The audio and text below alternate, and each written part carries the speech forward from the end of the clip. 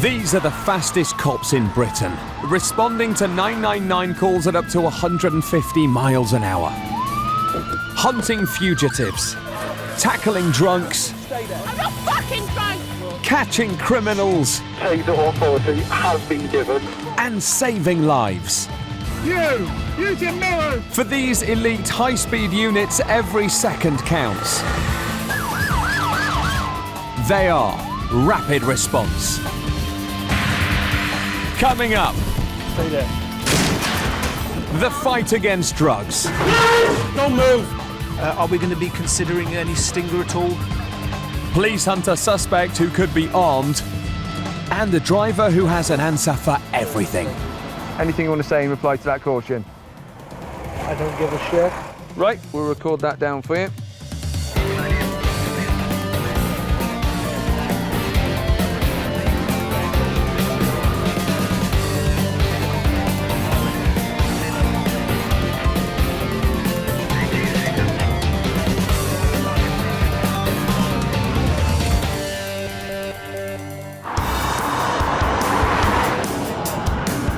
A rapid response team are on their way to a drugs raid.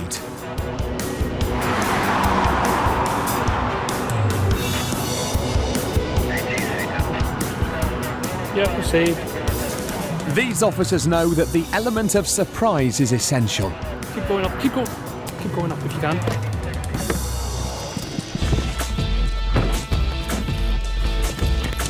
Stay there.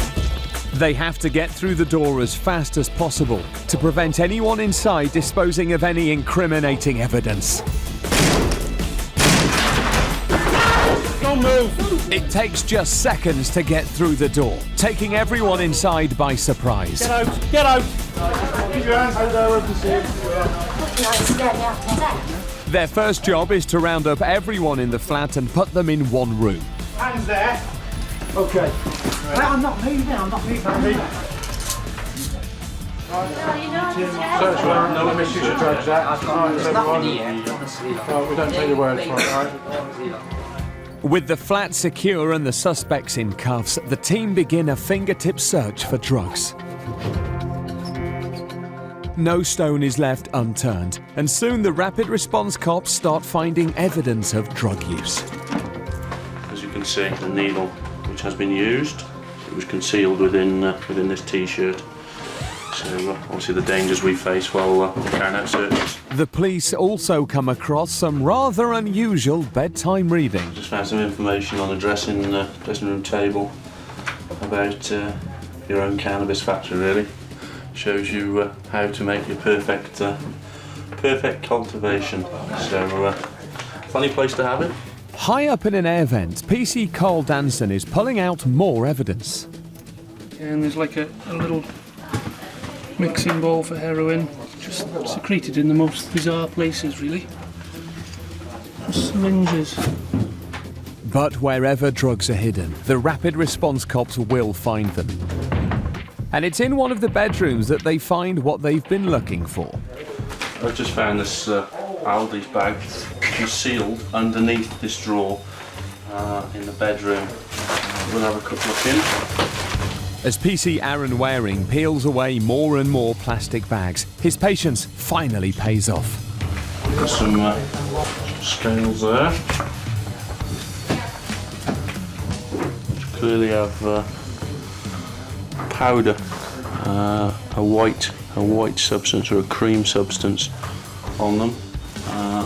As you can see, there's quite a bit left in there. And that's not all. The last bag he finds contains something very interesting. On opening this package, certainly a white substance there. PC Waring then brings in one of the suspects to help identify the powder.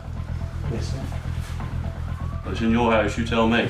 Well, I've had this bed off me mate. If there's anything in the bed, it's not mine. Right, okay, at this time, you're under arrest. God. Suspicion of Class A, you don't have to say anything to me. And when the next suspect is brought in, she denies all knowledge as well. There's also several individual packages.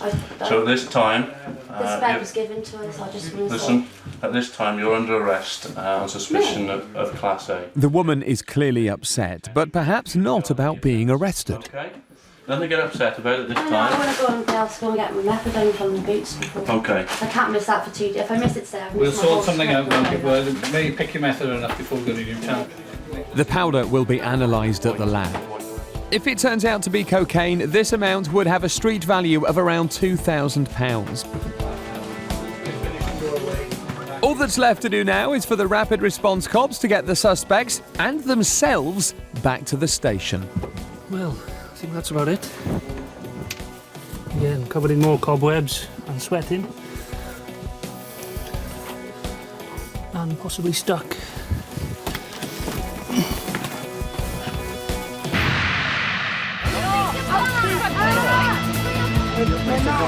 During the course of any shift, rapid response cops can be pushed to the limit when making arrests. But sometimes arrests just seem to fall into their lap. Like this driver, who came head-to-head with the police driving the wrong way up a one-way street. That's the way you should be going. How old are you? The driver is from Poland. After a quick chat, the team are suspicious that she may have been drinking. Okay, take a nice deep breath and blow into there for me. Blow. And she doesn't seem keen to carry out a breath test. You come to it and blow. I can't. If you don't blow, I'll arrest you. I need you to provide a sample of breath. Pardon? I can't. You can't blow into it. She keeps protesting, and when she finally does decide to blow into the machine, it's not Nice and enough. hard. No, no. Okay, you're under arrest for failing to provide a specimen of breath. You do not have to stay in my home. PC Phil Westbury feels she's not trying hard enough and has no option but to arrest her. But she still doesn't know what she's done wrong. What's happened? What's happened? You've driven the wrong way down a one-way street. That's what's happened. I've asked you to blow into the device and you haven't blown at all. So you're in trouble. Back at the station, the woman can't answer PC Westbury's questions as she now claims not to speak English. Has she used any medication in the last 20 minutes? So an interview is conducted via an interpreter on the phone. No, thank you. Eaten anything in the last 20 minutes? Thank you. Right, we've used an interpreter line because she's Polish speaking. She's provided 2 specimens of breath, the lowest being 79, so she's actually twice the legal limit. As well as being too drunk to drive, it turns out there are other reasons why she shouldn't be behind the wheel. Specimens of breath. She only holds a provisional license and so mustn't drive without supervision. She's also not insured. This woman was fined £200 and banned from driving for 20 months. Coming up! Taser authority has now been authorised. Taser guns at the ready. The cops target a man who they suspect is armed with a knife. A dodgy driver doesn't appreciate being stopped. Don't start speaking like that, right? Oh, well, I'm sick of getting spoken to shit by police. And one man shows that chivalry isn't dead. If there's anything going against these two, I take the responsibility against that. Seriously, I really do.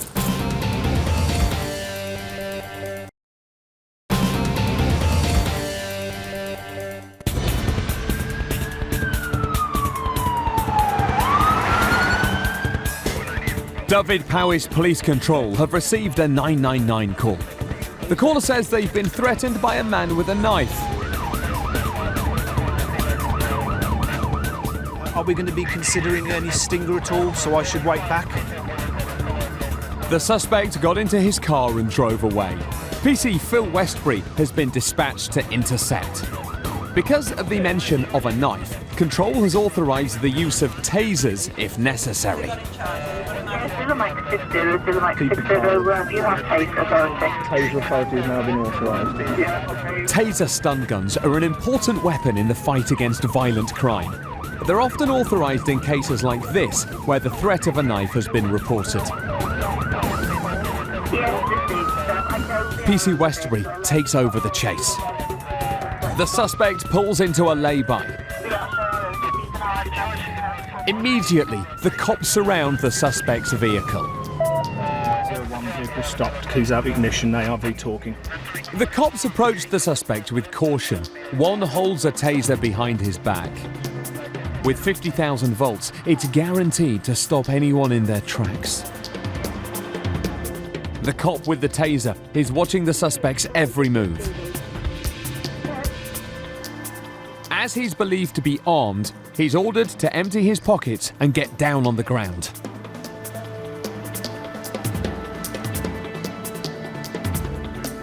It's not until the man is handcuffed and made safe that they find a knife. Spoken to the male, got him out of the vehicle, carried out an initial search to which he's produced this, dropped it on the floor. We've safely and securely effected an arrest. And he's obviously been arrested on suspicion of the offence in the Machynlleth area and will be further arrested for being in possession of a bladed article as well. But the original emergency call stated the suspect had a Stanley knife. While the man is led away, PC Westbury searches his car to see if any other evidence can be found. The weapon described was a Stanley knife. You have a look on the front seat. The officer in charge takes the suspected weapon away, bagging it up as evidence. At least we've got the gentleman stopped. It hasn't ended up into a pursuit going into the town centre. The weapons have been taken off him. We haven't had to deploy taser or stinger or gas. After further questioning back at the Nick, police decided there was no wrongdoing here and the man was released without charge.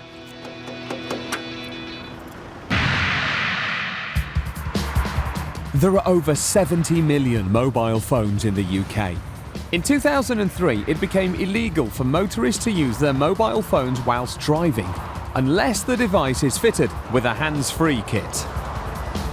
It is a law that many choose to ignore. Rapid response cop PC Owen Dillon has just spotted one such driver.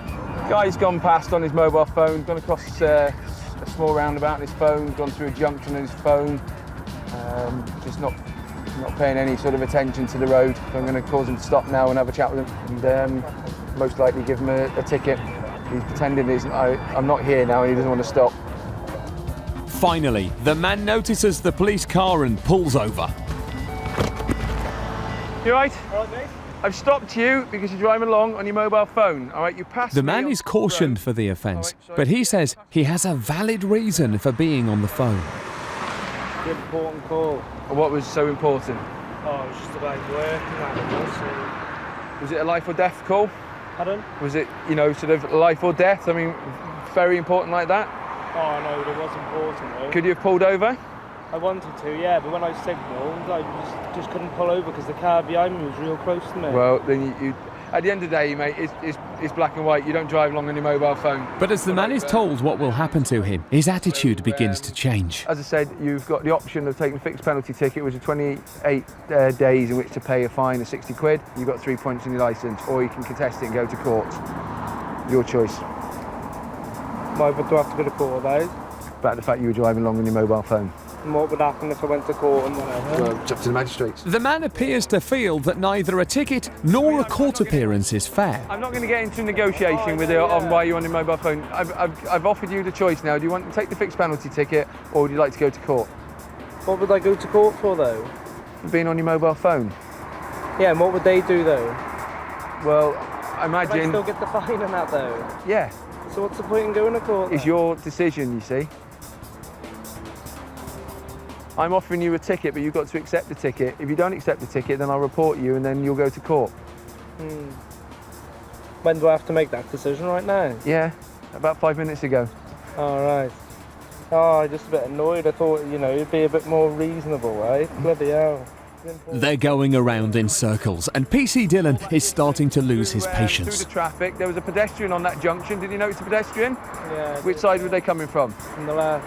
From the right, they were. But there we go. I'm not going to go into a big argument. If you want to have a big sort of discussion about it. No, yeah. But, do you want the ticket or do you want to go to court? Yeah, but I just don't know what would happen in court. I'm trying to ask you. But I'm not there. What would happen then? The chances are you got a bigger fine. A bigger fine? The chances are, yeah. The ticket then, right. God. Faced with potentially forking out more cash, the man finally takes the ticket, but he's not happy about it. And you said you're getting spoken to like shit by police, like. Have I ever spoken to you before? No. Right, there we go. All right. Even now, the driver is determined to have the last word. Anything you want to say in reply to that caution? I don't give a shit. Right, we'll record. Write that down. Yeah, we'll record that down for you. I don't give a shit. Yeah. That's my signature. Jot that down. Okay, right. Detach the bottom portion and send off the address in the bottom right corner. Sorry. Also, Alright, mate, I haven't I know finished. what to do. Oi, stop being clever and listen. All right, I haven't finished. Listening. Stop You trying to show off. All right. Show off in front of who? Right, behave. All right, or you won't get a ticket and you go to court instead, and you can explain to the magistrates why you're not listening to what I'm saying to you. I know what to do. Well, what was I going to say next? Well, you're about just paying the fine. I know what to do. So what was I going to? What was I going to say next? Who knows?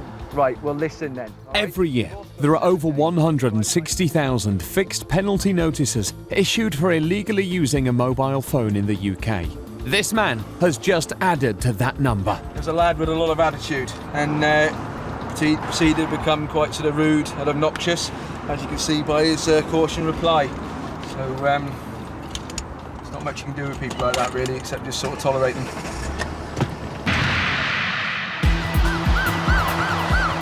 Out on the night shift, rapid response cops have been called to intercept a long-distance coach. There's been problems with 2 of the passengers on the bus, and we're just going to find out exactly what the problem is. The bus journey began in Ireland, but somewhere between there and Wales, a theft has allegedly taken place on board. What happened was one of my passengers got robbed, and he only saw that when he came back to the bus on the boat. Yeah, right. The man who claims he's been robbed says he knows who did it. They're both immediately taken off the coach. The alleged victim has made a list of all the items that he says are missing. That's what I wrote, what was on my bag.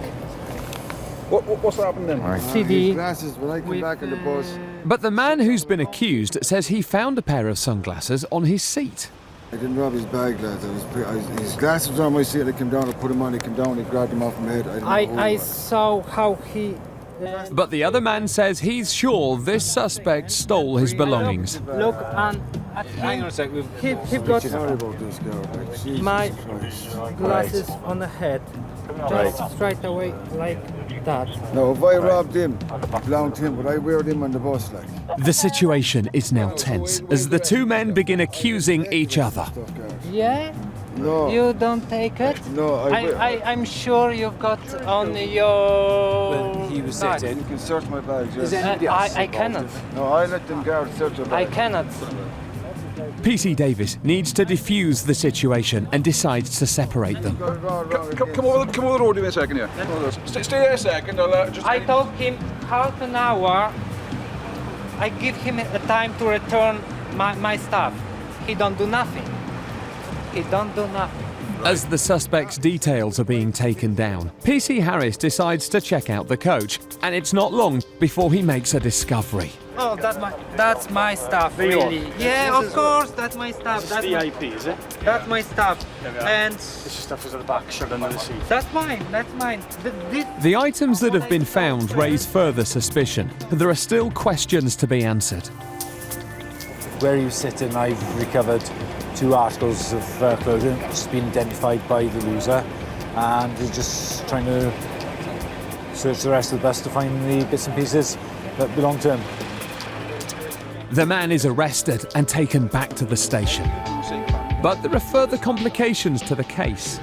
Because the alleged theft might have happened when the coach was on the ferry from Ireland to Wales, there's now a question mark over which force should deal with the case. It's hard to verify at this point in time where the actual offence has occurred. We just can't establish that right now. Again, unfortunately, my knowledge to international shipping and waters doesn't extend that far, so we're going to have to wait on the experts tomorrow morning really to tell us what the score is and say hopefully throw some light on it all. In the end, there was no case to answer, and neither the British or Irish police decided to press charges.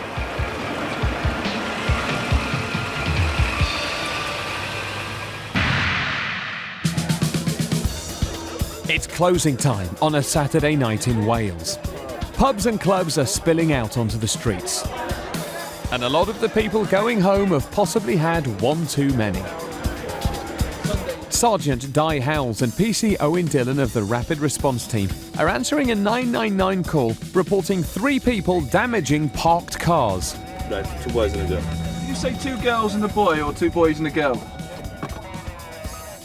They soon come across 3 people who might fit the description.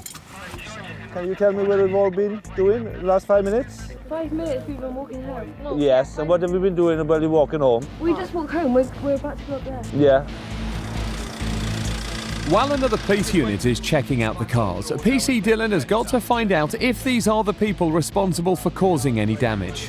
The last street that you've been down now, we've had complaints on it. What Yes, have you been doing down that street? I want you to tell me. We have just walked up that street and What have you been doing in that street? We've done nothing with that street apart from walking up with them. You've done nothing to any sort of implement in that street? Implement? Yeah. Any cars? No, sir. No, you're saying no? Get the rest. Huh? There's one broken here. Yeah. We'll get the rest of the people. Okay. The man now decides to become the girl's hero by admitting that something is all his fault. Only problem is, he doesn't know what he's confessing to. Sir, if there's anything going against these 2, I take the responsibility against that. Seriously, I really do. In what way? Responsibility for what? Have you done this? I have absolutely no idea. Like that.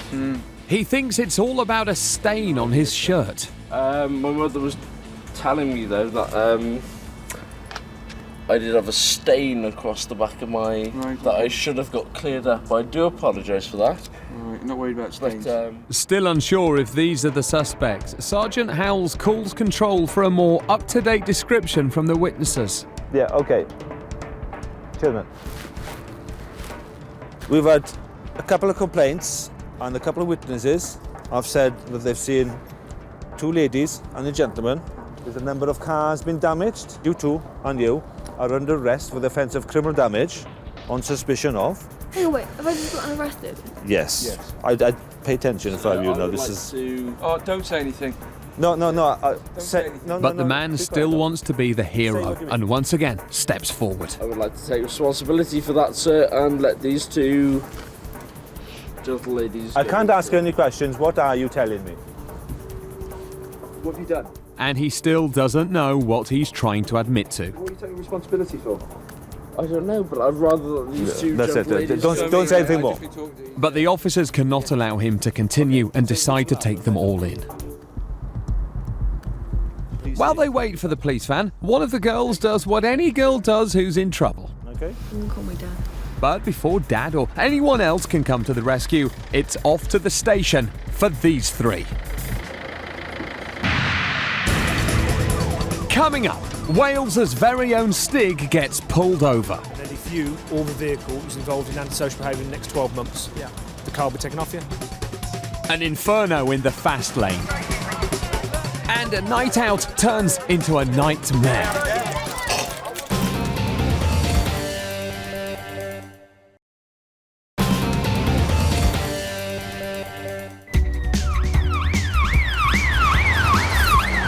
In Wiltshire, rapid response cops are rushing to the scene of a 999 call. A coach is on fire on a major dual carriageway. Don't know any more details other than the road's completely closed at the moment. With the details still unclear, PC Adrian Giles needs to get there fast.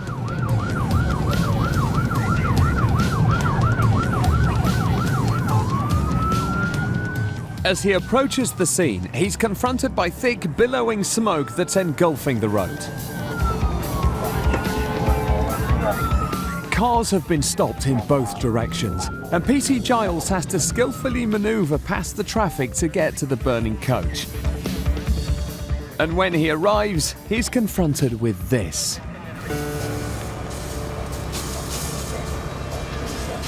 Luckily, there were no passengers on board. The coach was being towed.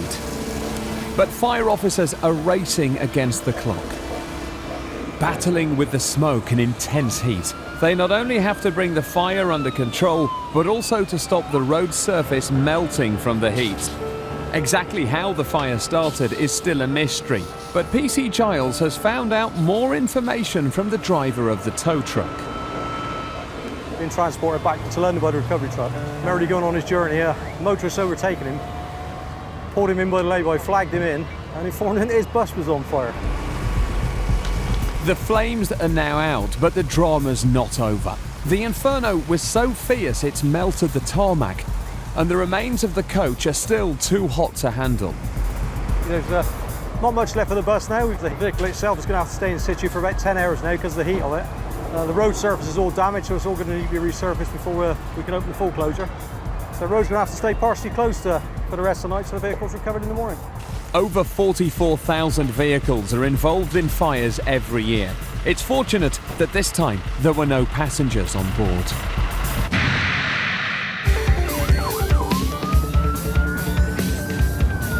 In Wales, a rapid response team has had a call to attend a crash. Report an RTC, a female lost control of a vehicle, possibly hit the river. If it has, then it could be quite a serious RTC. This accident is in the middle of nowhere. Someone could be seriously injured. PC Marion Evans has to get there as fast as he can. All we got from the caller was that it's on the road from Llangadaw. Yeah, that's just you. Finally, he makes it to the scene of the accident. Turn around now. Because initial reports mentioned a car in a river, PC Evans feared the worst. But first sight of the accident shows just how fortunate the driver was. She's a very lucky girl, isn't she? She tried the lottery in the weekend. The car has skidded off the road, missed 2 trees and stopped inches short of the river. Oh, you might be able to pull it out. How are you, young girl? You alright? Bit shaken up? Hurting anywhere? That's the main thing, isn't it? Car's only a bit of metal. And it appears that it wasn't this driver's fault. Tonight? You said there's another car involved, or overtook you or something, was there? Overtook me. What, on the bend or prior to the bend? Prior to the bend, because it overtook me. Put my foot on the brake, there was nothing, I had nothing back, and it just slid. I tried to correct it, I came along this way, out onto that side of the road. It was lucky there was no other car coming this way. So have you actually gone over there to try and correct yourself, have you, as well? I did anything and everything. My foot was down on the brake and it just wasn't giving anything back. As with all road accidents, the driver is breathalyzed. Fill your lungs and blow as hard as you can. Keep at it, keep at it, keep at it, keep it. There we are. Nothing. So that's 0, okay. So take that off as a little pea shooter for yourself. The driver is taken home and PC Evans organises recovery of the car. Amazingly, there's hardly a scratch on it. One very, very lucky female, that's all I can say. There's now only one thing left to do. PC Evans proves that for the rapid response cops, there's no job too small. So we just clear it up and reopen the road, and that'll be it. Job done.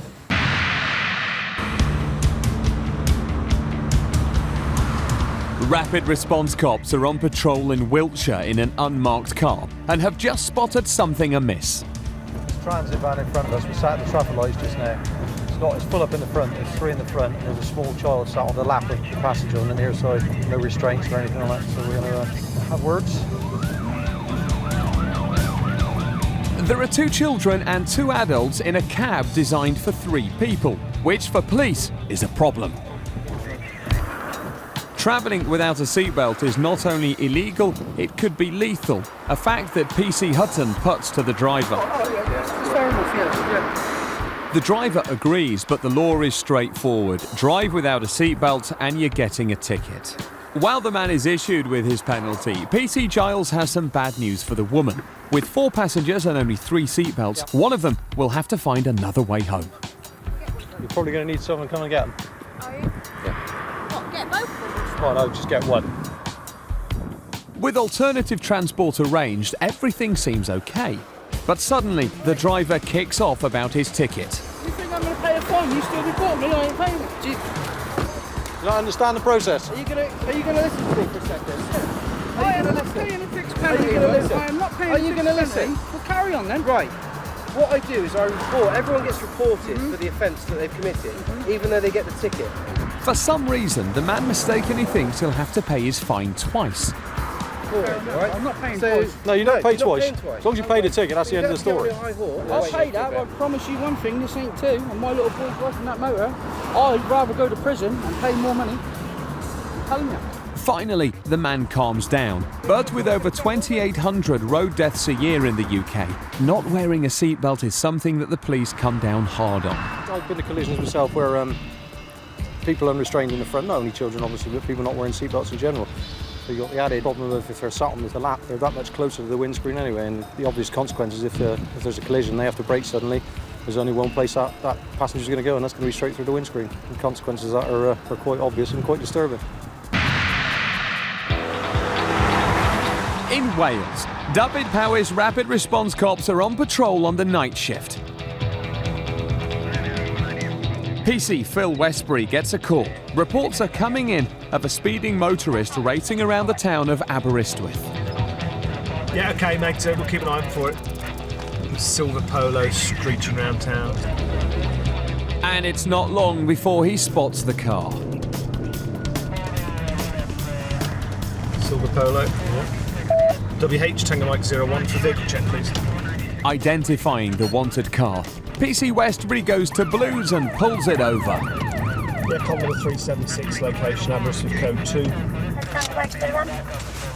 The first thing that the officer notices is the driver's T-shirt. I am the Stig. Stig or not, he's now in trouble. He admits he was going a little bit too fast. Going a bit quick, were we? I was going up the hill, yeah. A bit quick? Might have been a little bit quick. Okay. It wasn't like just step over mad, here for us. Yeah, well, that's exactly the word he was using, it was mad. Okay, all right. PC Westbury needs to check out the passengers. He also wants to know if they were happy with the driver's speed. Hello, how are you? You drive like an idiot. Even though he's got a shirt on him saying the Stig. Yeah, it doesn't mean he should drive like that. And also it doesn't mean you should accept him driving like that. Anything over 30 on these wet roads, somebody steps out in front of him, there's going to be an accident. It's not acceptable. He needs to keep his speed down. Okay, we'll send him on his way in a minute. And after the passengers have been given words of advice, it's now the turn of the driver. Yeah. Stupid. I know. I'd agree, yeah. I'm really, yeah. I know. You know, you've got people in the car. I know. Don't show off in Sorry. front of them. No. Yeah? Because you're putting your life and their life at risk. Sorry about that. Okay. Despite his apologies, the lad is being given a Section 59, a kind of driver's ASBO.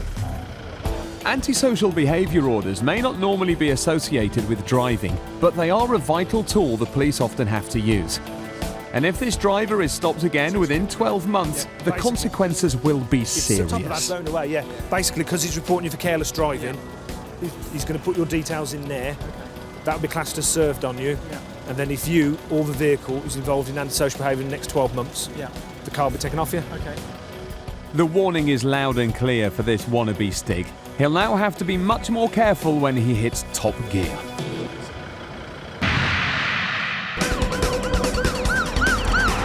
It's the end of a busy night in Wales and officers are responding to a 999 call about a possible fight outside a club.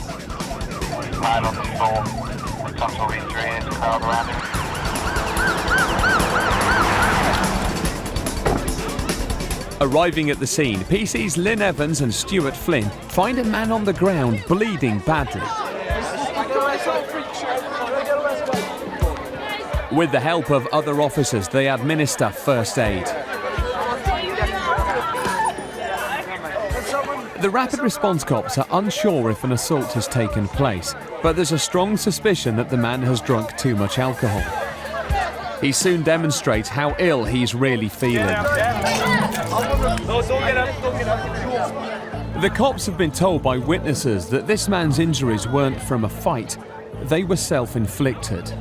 Apparently he's fallen over backwards. That's what they're all saying anyway, so there's no complaints at this stage. We'll have a word with him when he's more sober in the morning, I think. In Wales, there are over 11,000 alcohol-related admissions to A&E every year. And for this man, if he's even able to remember it in the morning, it might be a night he'd rather forget. A rapid response unit is on patrol, looking for people taking drugs in cars. Suddenly, they come across a parked car. But sometimes things aren't always what they first seem. Sorry. We'll give you a minute to put some clothes on, is it? Okay. Giggling like hell in there. It's too girls. A moment later, now fully clothed, the driver is ready to face the police. Have you got any idea at all? I got my purse there. The officers may have chosen an embarrassing moment to check this driver out, but they try to be as quick as they can. A stop check there. Put in. The reports come back from control that all is okay with this driver and her car. It's cold, isn't it? You've not been in trouble with the police before? Yeah, lovely. Tidy, tidy. And before the cold weather can cool anything else down, the officers are on their way. Oh, Joe, it's cold, isn't it? It's perky up here. We were quite happy. I mean, there's two girls, and if our nose doesn't twitch and we don't see something out of the ordinary, like, you know, a smell of skunk or something, or even deleted pupils, then, you know, it takes us then to the next stage as far as, like, powers to search are concerned. But there must be something in the air tonight. A little further along the lane, they find another parked car and yet another couple in an uncompromising position. Man and a woman. Yeah. You alright? You're the owner of the car. Okay, have you got any documents on your door? Have you got your license with you? It may just be a man and a woman in a steamed up car, but the officers still have to check them out. Insurance and MOT both in order. Just keep an eye on the front offside tyre there, your front side tyre. Yeah, it's not illegal, but it's going to need changing soon. So with the couple free to carry on, it appears that on this road it might just be a night for romance. They're just out for the night again themselves as a couple, enjoying the stars. So yeah, it's all in order, everything's fine. Coming up, how you can lose your car if it's not up to spec. Look, you've got two smashed headlights, you've got a tax out of date, you've got a mirror missing. And what happens when lorry tyres blow out at high speed. So the amount of force has actually knocked all of this up, all this metal plating. Wow.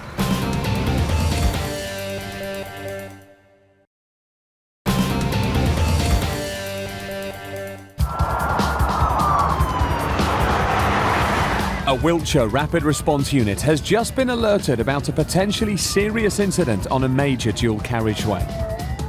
We've got a very heavy 50-ton broken down crane blocking one of the lanes on the northbound carriageway on the A419. With no hard shoulder and the rush hour traffic racing to get home, it could be an accident waiting to happen.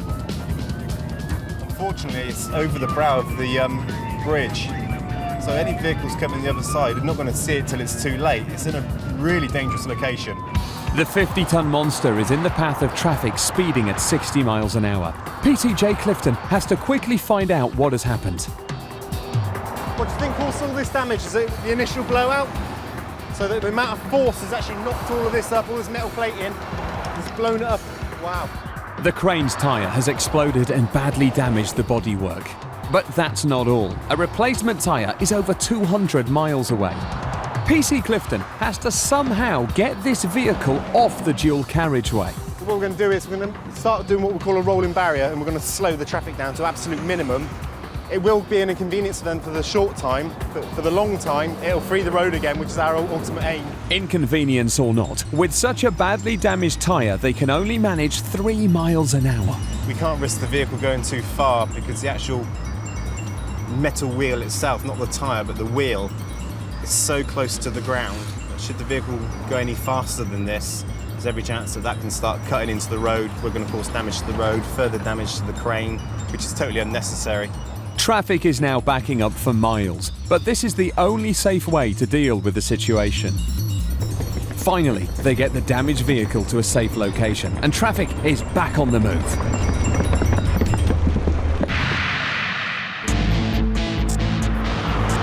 Wiltshire Rapid Response Officer PC Glenn Powell is out on patrol, and it's not long before he spots something suspicious. I've got a car that's come up on the ANPR system saying it has been of interest to police before, so I just want to stop it, have a little chat with the lads to see what the lads have got to say, make sure it's their car and it's all legit. PC Powell has also spotted something else. The driver's now got no seatbelt on, that gives me another ground to stop and have a chat. A quick flash of the blue lights tells the driver to pull over. It's all right. Any reason why you're not wearing a seatbelt, good sir? It's broke, it keeps jamming and I can't do it. How long's it been like that then?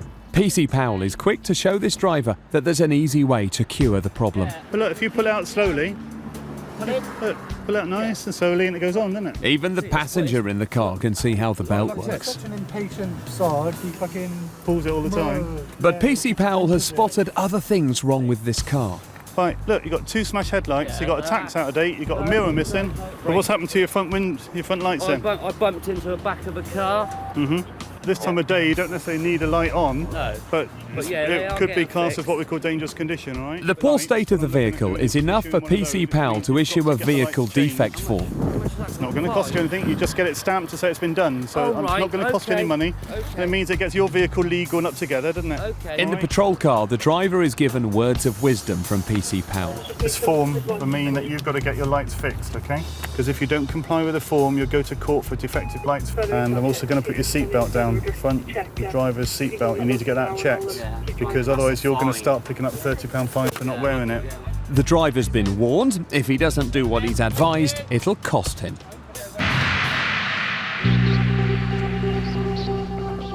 It's 4 a.m. and rapid response officers PCs Carl Danson and Aaron Waring have been called to check out a disturbance at a noisy party. They can hear it before they can see it. Hello? But the party can't hear them. Hello? Oi! Alright? They finally get their attention. Police, if you can't see. Sorry, it's my birthday. Is it? Who's the owner of the flat? It may be the woman's birthday, but they have to keep the noise down. I'm 20. Just a little bit, yeah? Yeah, well, no. Quite a lot, yeah. So that people don't have to phone Okay, us we're up. sorry. Happy birthday, but you know, people have got to sleep, haven't they? I know, sorry. All right. We got a bit carried away there, mate. But the birthday girl doesn't want it to end there. It seems that no birthday is complete without a picture with the police. And the rapid response team has won over some new fans.